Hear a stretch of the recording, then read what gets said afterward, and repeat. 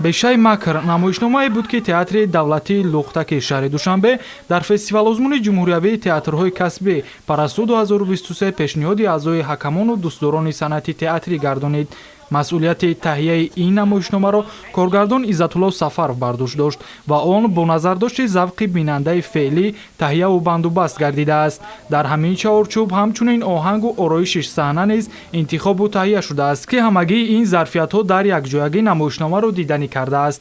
талаботи асосии фестивалозмуни ҷумҳуриявии театрҳои касбӣ парасту 2023 низ ҳангоми таҳияи бешаи макр ҳамаҷониба ба инобат гирифта шудааст. як намоишномаи ҷолиб имрӯз рӯи саҳна با نام بشای مکر مؤلف رودکی صمد تهیه هنرمند شایسته جمهوری تاجیکستان استاد سفرزاده عزت‌الله بسیار یک نمایش خوب است و اصلا در تئاتر وقتی که اون نمایش رو ما روی صحنه میاریم همش یک مضمون تربیوی دارن برای خود بچه‌های سنی سالی مکتبی تا مکتبی هست و امروز ما همچون هنرمندان کوشش میکنیم که نمایش رو در سطح عالی پیشکش کنیم چون که هر یک تماشابینی که امروز به تئاتر میاد باید به خودش غذای معنوی بگیرد. چرا میگن تئاتر این یک آینه زندگی است برای همین هر یک هنرمندی که میاد خودش الکی بچه‌های ما در همون افسانه خودشون تصور میکنن و امروز هم ما نمایش‌های جالب بسیار داریم نمایش‌های خوب و این نمایشی که امروز ما پیشکش تماشابینان می‌گردیم البته یک نمایش بهترین است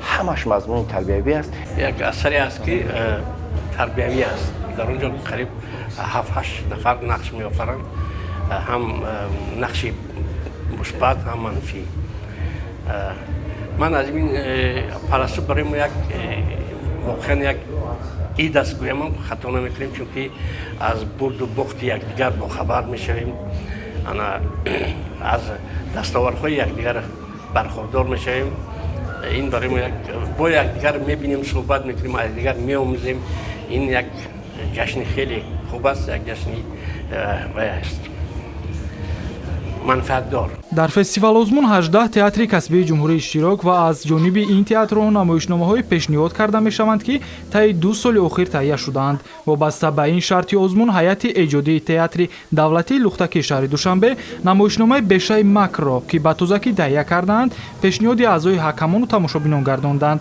дар намоишномаи бешаи макр 8 нафар ҳунарманди ин театр нақшофарӣ намуда бо маҳорату ҳунари волои худ кӯшиш намуданд ки тамошобинон ки асосан кӯдакону наврасоне бошанд ба пуррагӣ аз мазмуну муҳтавои асар хабардор гарданд зеро театр чун оинаи зиндагӣ эътироф гардидаву намоишномаҳои таҳияшуда василаи муассири омӯзиш рушди тафаккури зеҳнии тамошобинон дониста мешавад.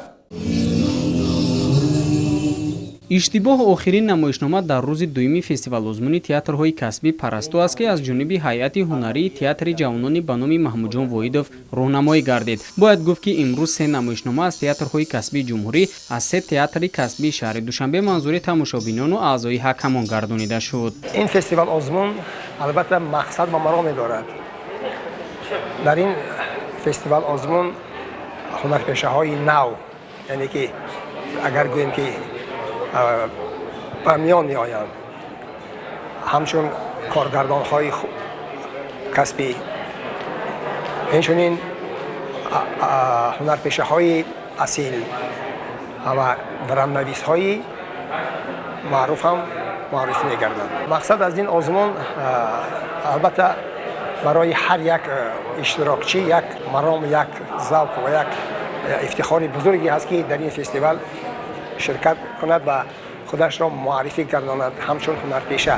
намоишномаи иштибоҳ аз рӯи асари файласуф ва рӯзноманигори фаронсавӣ Албер Камю ба саҳна гузошта шуда дар он ҳунармандони театри ҷавонон нақшофарӣ мекунанд. дар гузашта ин намоишнома чандин маротиба намоиш дода шуда буд ва театри ҷавонони ба номи Маҳмудҷон Воидовро низ дар чандин рақобат муаррифӣ кардааст. ин намоишнома ҳамгироии динӣ ва фарҳангиро ифода мекунад ва бинандаро ба роҳи дурусту ҳифзи арзишҳои фарҳангӣ ҳидоят мекунад.